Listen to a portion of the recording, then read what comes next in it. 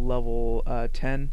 I think they messed around with the cooldowns a little bit because Mortal Strike is a 4.5 second cooldown, and Bloodthirst is a 3-second cooldown, and Shield Slam I think is unchanged.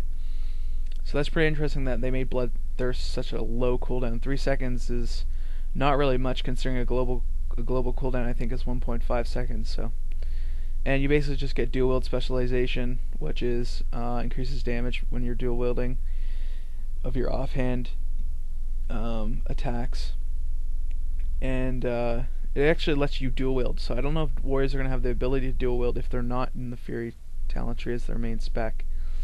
So that's kind of interesting. And then precision, which increases your chance to hit with your attacks.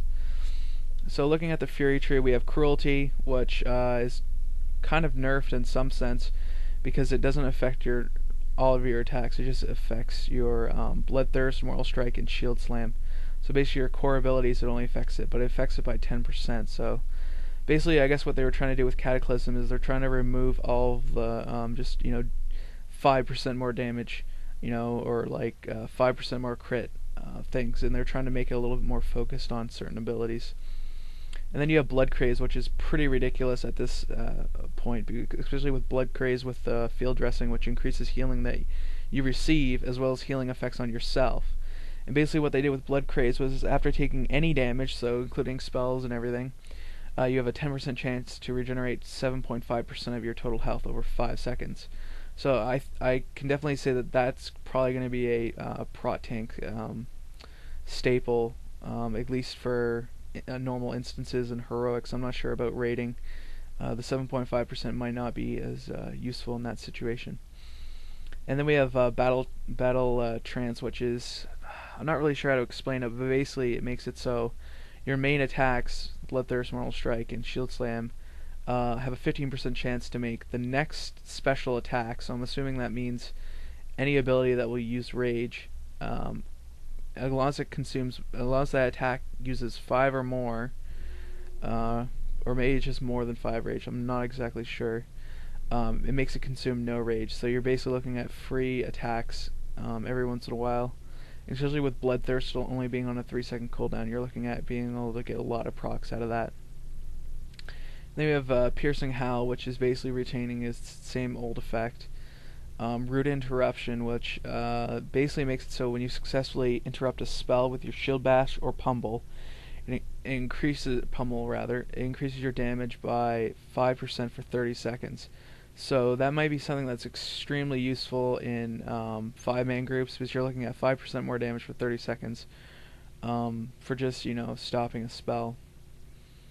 And then we have Executioner, which is probably one of the most amazing talents that they've added in for warriors. It basically makes it so your execute hits have a 100% chance to improve your melee attack speed by 5% for 9 seconds, and this effect stacks up to 5 times. So especially for once you get to that 20% range on bosses, you're going to be looking at a lot of stacking attack speed for warriors. And they have Booming Voice, reduces the cooldown of your battle shout, commanding shouts by 15 seconds, and causes abilities to generate additional 5 rage. And I'll go over the shouts a little bit later, but basically the shouts have cooldowns now, and they cost no rage, but we'll go into that a little bit later. Death Wish rather. Basically the same effect as before, but I believe it's now an enrage effect. I'm not sure if it was before, but it is definitely an enrage effect now, so I'm pretty sure you can use enrage regeneration off of Death Wish, although it's not really that wise to do that kind of thing with that.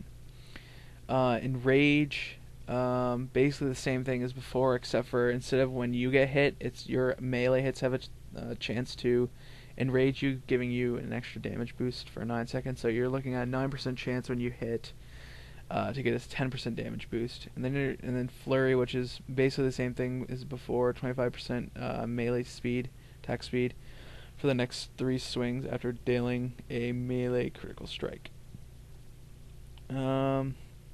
Heroic Fury, which is basically the same as before, removes immobilization and refreshes cooldown intercept. Die by the Sword, which is a new kind of thing that they're putting in, increases your parry chance by 100% for 8 seconds whenever you brought below 20% health or less. This effect cannot occur more than once every 2 minutes. So it's almost like a I can't remember that rogue talent, but cheat death or whatever. But it's like a lot shittier. So I couldn't see anyone getting it. It's pretty much the shittiest thing I've ever seen in my life. Um, Maybe if the cooldown, the initial cooldown or the internal cooldown on it was like 30 seconds, it might be a little bit more useful. But I mean, 100% parry chance for 8 seconds with a 2-minute cooldown.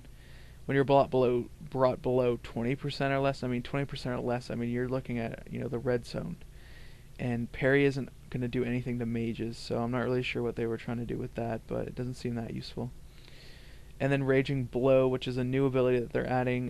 Basically, it kind of looks like it's kind of like a whirlwind, but a little bit better.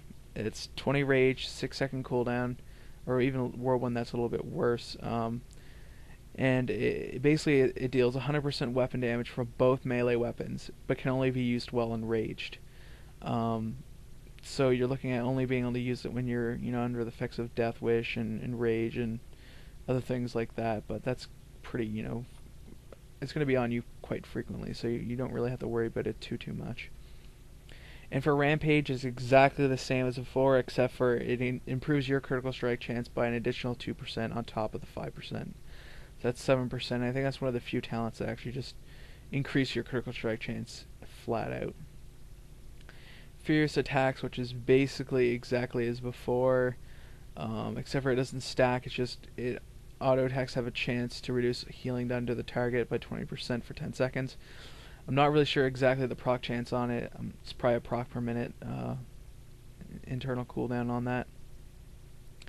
Intensify Rage reduces the cooldown of your Berserker Rage, Recklessness, and Death Wish, so basically a staple, PvE staple.